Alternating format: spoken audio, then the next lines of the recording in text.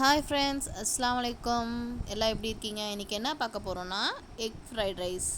வாங்க அதுக்கு தேவையான பொருட்கள் என்னென்னு பார்க்கலாம். ஒரு பல் பூண்டை தட்டி அதை பொடியாக நறுக்கி எடுத்து வச்சுக்கோங்க. கேரட், அப்புறம் பீன்ஸ், அதுக்கப்புறம் கேப்சிகம், அப்புறம் முட்டைகோஸ், வெங்காயம் இதெல்லாம் நீட்டமாக கட் பண்ணி எடுத்து வச்சுக்கோங்க. தேவையான மசாலா மிளகுத்தூள், மல்லித்தலை, ஃப்ரைட் ரைஸ் மசாலா. வாங்க எப்படி செய்யலான்னு பார்க்கலாம். ஒரு சட்டியில் எண்ணெய் ஊற்றி 4 முட்டை, தேவையான அளவு உப்பு, மிளகுத்தூள் போட்டு கிளறி தனியாக எடுத்து வச்சுக்கோங்க. அதே சட்டியில் எண்ணெய் ஊற்றி ஒரு பிஞ்ச் சுகர் போட்டுக்கோங்க. அதிலே பூண்டு நறுக்கி வச்சதை போட்டு வெங்காயத்தையும் போட்டு நல்லா வதக்கிக்கோங்க. ஒரு பச்சை மிளகாய் ஆட் பண்ணிக்கோங்க. ஒரு ஸ்பூன் இஞ்சி பூண்டு பேஸ்ட் ஆட் பண்ணிக்கோங்க.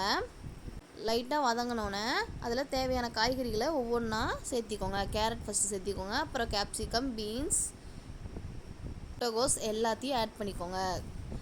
இப்போ தேவையான மசாலாக்கெல்லாம் ஆட் பண்ணி அதை நல்லா வதக்கிக்கோங்க.